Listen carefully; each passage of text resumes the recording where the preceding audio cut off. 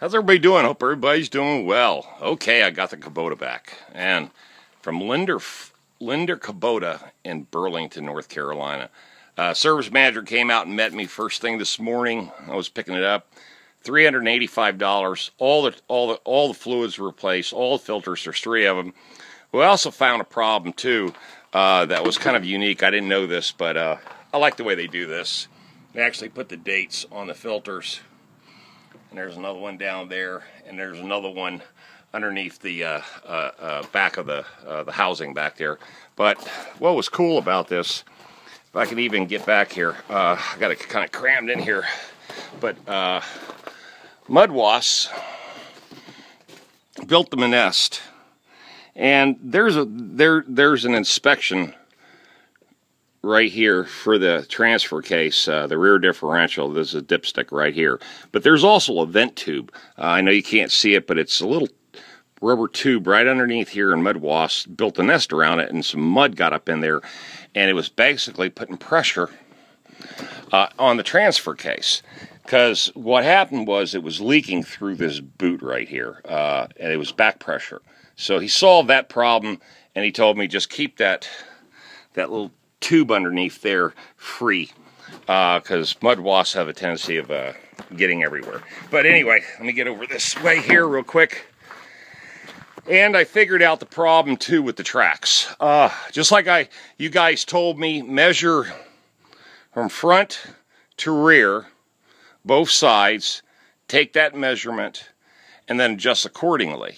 So what ended up happening, and I'll show you, because I just took it out in the field and pushed a few trees over just to mess around. But I did figure it out. And here's the adjustment. Look how off it was. Hold on. Let me get in here. Can you see that? Look at that. See how much I had to adjust it? It was 1.5 inches. So it really tightened this track up here. It was really slack and loose. I didn't even really think about it at the time, because I've seen other machines like that and they were operating, but this particular one here was sensitive. And remember how it was tracking to the right? It was because of this one track here. So that's been solved also. So we got that bug worked out. Perfect. Okay. So it did good. The only other thing I got to figure out on this is the idle is set a little high on this. So I got to turn the idle down on it. Other than that, not so bad. But let me get back over here. Let me get my little selfie stick here. Get it before I forget it. But yeah, this was a productive day. Got the Kubota out of the shop, and also figured out the track problem with the dozer. So that's great. Hey guys, how's everybody doing? Hope everybody's doing well. Man, it's hot out here. Good God. It's 85, 88 degrees, humidity. There's no wind at all. But bear with me, I'm going to take you down here and show you some of the extent of what I've been pushing, because I'm trying to achieve this property line, trying to get it cleaned up and get it organized. So I really started right at this point here on the left side of the property, and created my little entrance and exit road right here, and came up in the top of the berm, because you can see the property line, the stake is right there, and it runs all the way 1,000 feet straight down to the creek. But I've been pushing the woods, basically all this briar, brush, undergrowth and everything, trying to at least move it away from the actual property line, because I do want to put my fence along here. Not that I have to, I just want to. Eventually it's going to have to be put up anyway. So, and this is where I got stuck the other day, and the track flopped off. And of course Travis, the guy who lives in the house over there, he came over and helped me, and we got this right side track on. And that's what made me finally break down and deal with the measurements on this track after all your suggestions that you guys made. So thank you very much. Don't ever think I don't learn something from you guys, because I do, okay?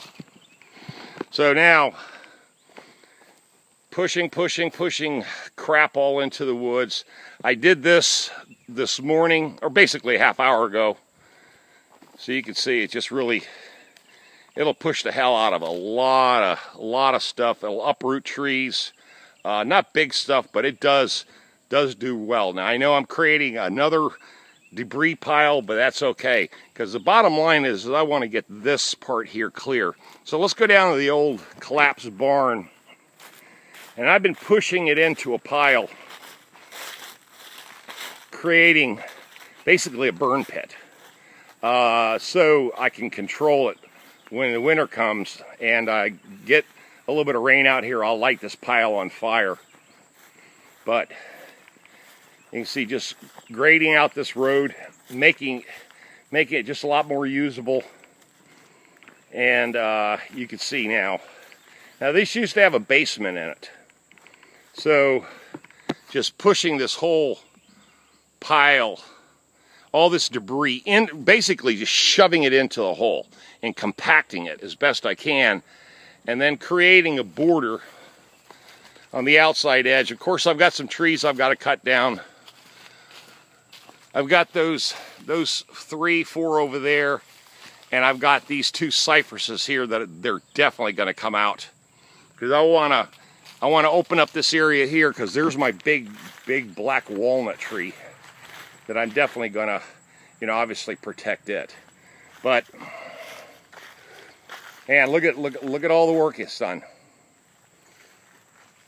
I mean, tell me that ain't, this was the big briar patch. All this was briar patch. You couldn't even walk in there. So it was a real disaster. You can see I'm just clearing it up. It's starting to work. Now I got a big opening here, big area that I can maneuver around with equipment. And as you can see, really scraped it really good. And now I got this organized in such a way that I can burn this. And then once it all burns, I'm going to get an excavator, rent an excavator, and pull all these gigantic boulders out of here. And there's a bunch of them. This is what they use to create the foundation for this old barn. But look at this. Absolutely incredible. Now, as I said, there was no way ever you could not walk through here. It was impossible. And the other property line is right over there, so let's walk through there real quick. You can see the bulldozer. I just plowed my way through here.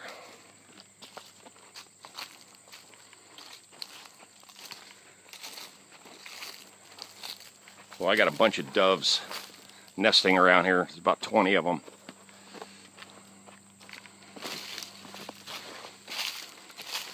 There you go, look at this. I was never, ever able to come through here.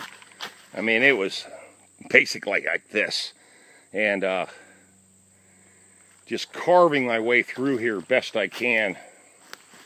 Now, of course, here's the other property line, or the other stake. There it is. Here's the metal stake the surveyors put up. And then it goes, my property line goes straight down there to the creek. Also, all this trash right here used to basically was sitting all up in here, and I pushed and pushed and pushed. And look what the previous owner did. I mean, look at all the trash he dumped back here. Well, now it's on his land, not mine. So that's cool. Get it off my property. I mean, once it overgrows, you won't even see it back here. And, of course, I've got more to deal with, obviously, with all those piles of dirt over here and shingles and other crap that he, sorry, ran into a spider web. I hate them. But I still got a lot more to go. But my property line runs right over there. So all this over here, I'm going to push all of it back that way. And then, of course, clearing this area up over here.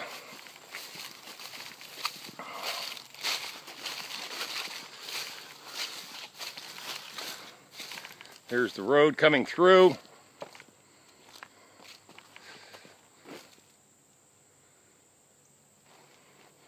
That's the other trail, but I'm leaving that alone for now. I'm concentrating on this main one.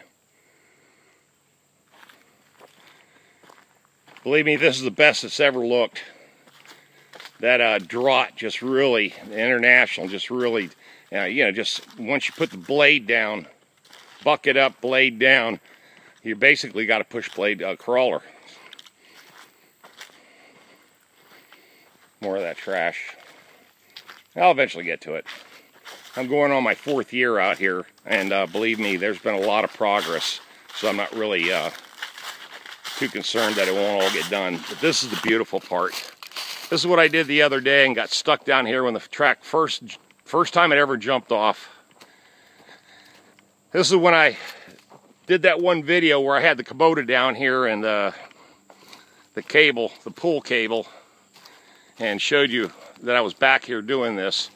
But I cleaned this place up a lot better too.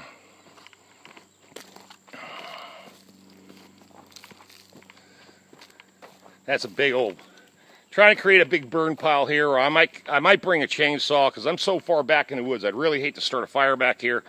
And they just come in here one weekend and just chop all this up, you know, which would be no big deal, but you can see the extent now. So now I've got a perfectly functional road all the way. In fact, I can drive my Isuzu back here with no problem. But here's the future plans. Once I get that pile out of the way, this is where the log cabin is going, okay? Either I'm going to put it right there, or I'll chop some trees down over there and stick it in that corner over there. But the bottom line is probably going to go right there. That's the intentions. But looks great, man. Looks really good. Okay. All right, a lot of progress. Finally, the International's paying for itself. It's slow. It's tedious. I'm learning a lot about it. You know, it's an old machine, 57 years old, so, you know, I got to be gentle with it so I don't break it, you know, just flat out break it. But I wanted to come back here and end the video with you guys at my creek. Hold on. But here we are.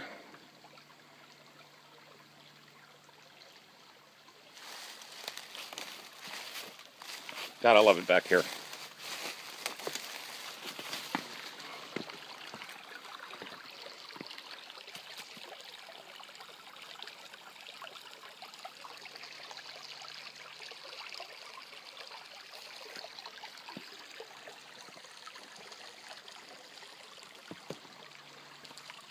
This is beautiful back here.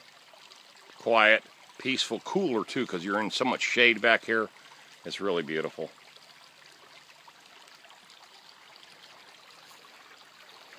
And of course, there's crawdads and little tadpoles in here. But there you go. Okay. All right, guys. Thanks a lot for getting me over 15,000. And I just want to go on a record. When I did that controversial video, Kavanaugh versus Ford, I didn't mean for it to be anything more than comedy, and just, you know, just having some damn fun. You know, I know there's a lot of sensitive people out there in the world, and I'm not trying to negate or push your buttons. Believe me, I'm not trying to do that. A couple of comments on there kind of hit home. You know, like, you know, I've watched your channel, I'm a long-time subscriber, but after this video, I'm going to have to unsubscribe. You know, I respect your decision to do that. I'm not, like you guys always say, this is not a political channel, but you hear so much of this stuff, and this stuff has been on the news every single day. It's just getting really ridiculous. And I've gotten to the point where I basically just lost my cool about the whole thing. And really just, I'm like anybody else, you know. You push me over the edge, you know. I reached my boiling point. And yeah, I was laughing and having fun with it and everything like that, but I know it touches a lot of nerves. So I apologize for that if I touched a few nerves. But you guys should know me by now, after 5 years of doing videos on YouTube, that I really, I'm a lighthearted guy. I like to drink my beer. I like to have fun. and I'm out here busting my ass trying to, build a future out here on the farm. And sometimes, I might take things out of context, but it's not intentional. It's not something that I plan. It's reactionary more than it is anything. I love you. If you decide to get back on the channel, thank you.